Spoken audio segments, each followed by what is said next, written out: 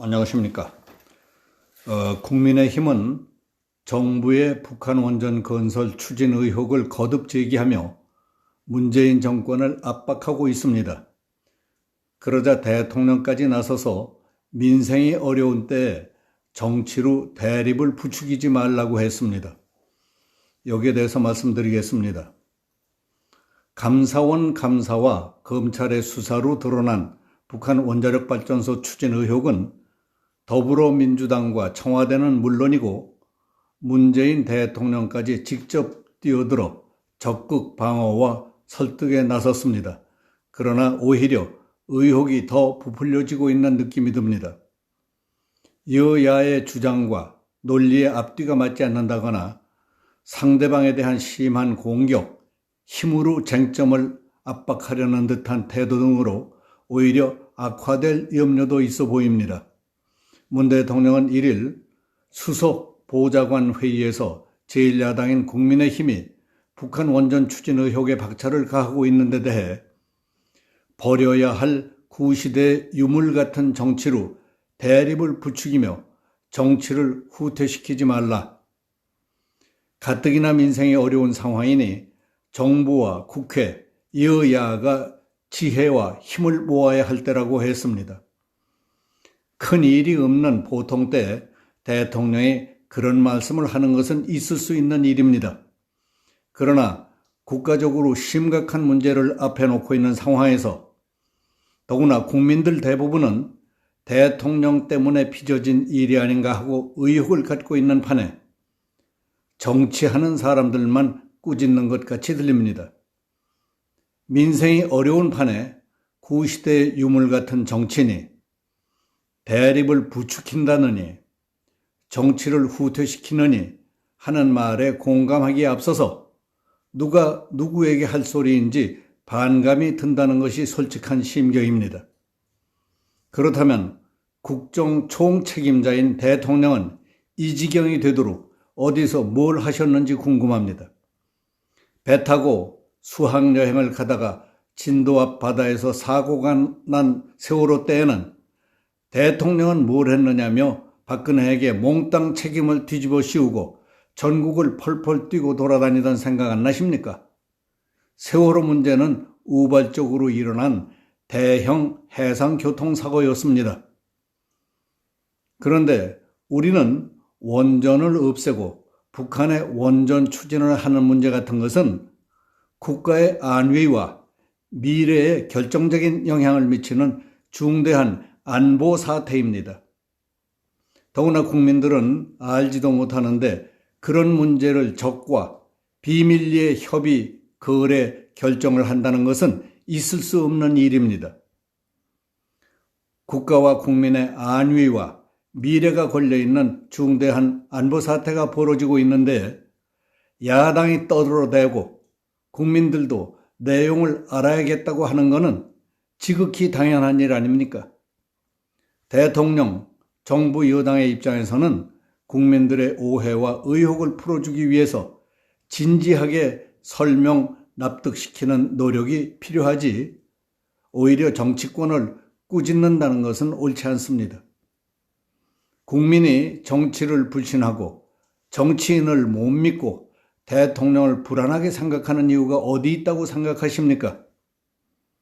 국가와 국민을 위해 지혜를 모으고 협력하는 것이 아니라 패거리를 만들고 협잡하고 나중에 어떻게 되든 지금 당장 우리에게 유리하다면 무슨 짓인들 못하랴 하는 협잡꾼들 같은 사람들이 많기 때문입니다. 북한 원전 추진 문제는 우리가 처해 있는 안보 외교적인 입장과 남북 간의 외교 전략 그리고 대통령에게 집중되고 있는 국민적 의혹 등을 생각한다면 대통령은 그렇게 말할 수 있는 입장도 처지도 아닙니다. 국민을 이해 납득시켜 가라앉혀야 할 때입니다. 필요하다면 대국민 사과도 해야 합니다. 민생이 어려운 때 정부와 국회, 여야가 지혜와 힘을 모아야 할 때다. 버려야 할 구시대 유물 같은 정치로 대립을 부추기며 정치를 후퇴시켜서는 안 된다고 한 것은 말로는 옳지만 지금은 적절한 타이밍이 아니라고 봅니다. 구시대의 유물 같은 정치 수법으로 대립을 부추기며 정치를 후퇴시켜온 사람이 누구였습니까? 다수 의석의 횡포로 부동산 관련법이니 관련 세법 개정, 경제 관련법, 국회법, 공수처법, 대북 풍선 금지법, 5.18 특별법 등 못하는 일이 없을 정도로 다수당의 횡포와 독선, 독주가 판을 치고 있습니다. 정치가 후퇴된 것은 누구 덕입니까? 냉정하게 말한다면 대통령 등 실력자들은 사태의 본질을 흐리면서 관심을 다른 곳으로 돌리는 식으로 재주 부리는 화법에 능해서 앞에서는 그럴듯해서 해도 나중에 두고 보면 거의 믿을 수 없는 말잔치였다는 것을 알게 되는 경우가 많습니다.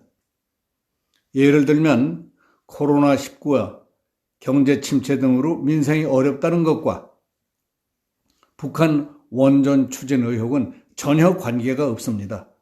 북한 원전 문제는 국가의 안보와 국가 정체성이 걸려있는 중대한 헌법적 사안입니다. 과거 노무현이 남긴 말에 트릭 가운데 그런 것이 있습니다. 그 말 한마디로 대통령이 되는 계기가 마련됐다고 하는 사람도 있었습니다. 2002년 봄 민주당 대선 후보 경선장에서 빨치산으로 미전향 장기수였던 장인 문제가 거론됐습니다. 그러자 노무현은 장인이 좌익이라는 이유로 아내를 버려야 하느냐고 순발력 있게 되받아쳤습니다. 그래서 유세장 분위기를 반전시킨 일이 있었습니다. 장인이 비전향 장기수 출신 좌익이냐 아니냐가 문제의 핵심이었지만은 장인이 좌익이라는 이유로 아내를 버려야 하느냐고 논점을 슬쩍 바꾸자 거기에 속았다는 사람들이 많았습니다. 좌파들은 그런 트릭에 비교적 능하고 그런 데에 익숙한 사람들도 적지 않습니다. 전공법으로 사태의 핵심을 짚고 팩트를 근거로 비판하는 게 아닙니다. 보궐선거를 앞둔 북풍 정치 공세라는 프레임을 미리 씌워놓고 그 틀 안에서 야당의 비판을 무력화시키려고 시도합니다. 민주주의 대변자임을 자처해온 문재인 정권이 정치적 쟁점에 대해서 사법적 조치 등을 거론하며 압박을 가하는 것은 전에는 볼 수 없었던 일입니다.